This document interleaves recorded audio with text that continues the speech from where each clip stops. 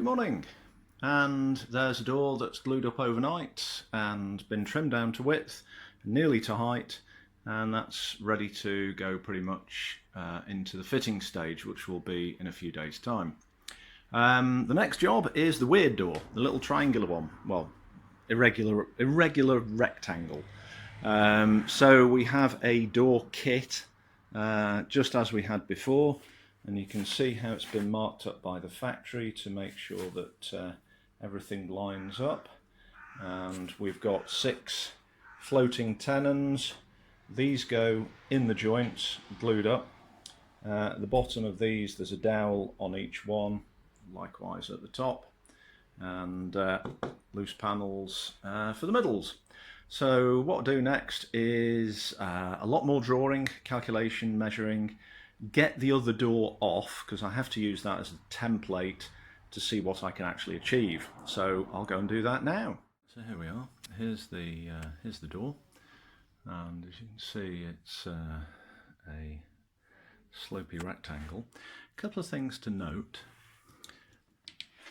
The owner has chamfered the top of the door so that as it turns in on the hinges, it doesn't foul on the architrave, and that taper comes down to be flat, so I'll have to replicate that. It could probably do with being a little bit taller, and otherwise okay at the bottom. So there we go. Right, let's get it off and get it into the garage. Okay, here we are.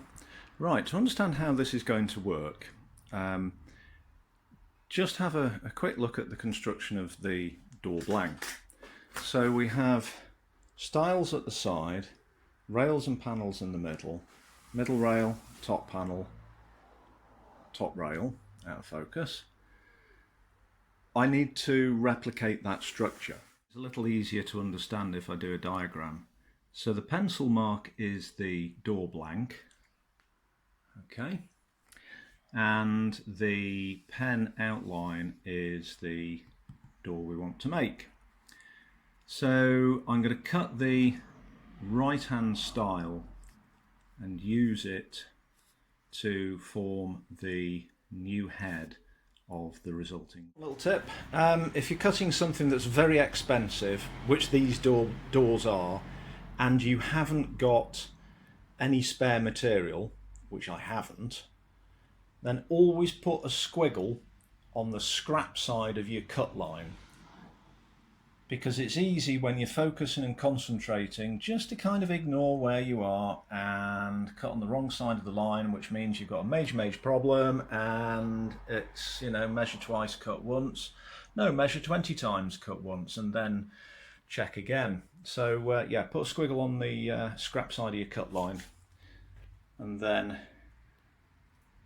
even write on it if you need to, and then there's less chance of getting it wrong. Right, well, time passes, things happen, holes are drilled, glue is glued, and pieces of timber whacked within an inch of their life.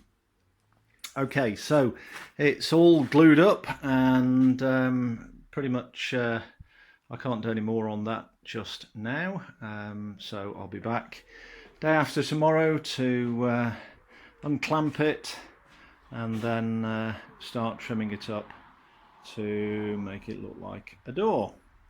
A couple of things, you're trying to clamp things on an angle is a bit of a pain. Obviously it doesn't want to.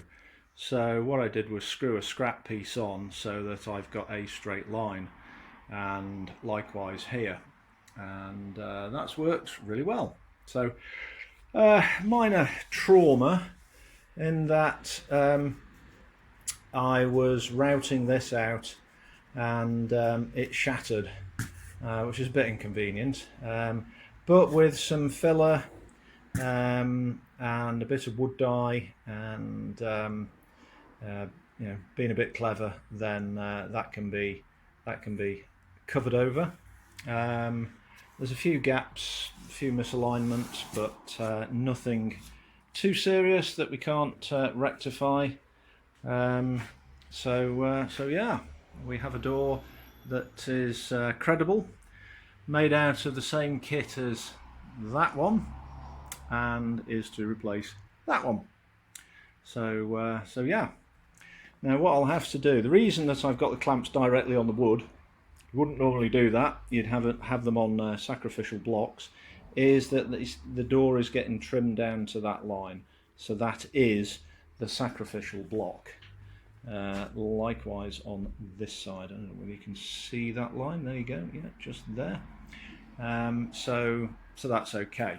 And then yeah, it's just trimming, fitting, fettling, and then staining.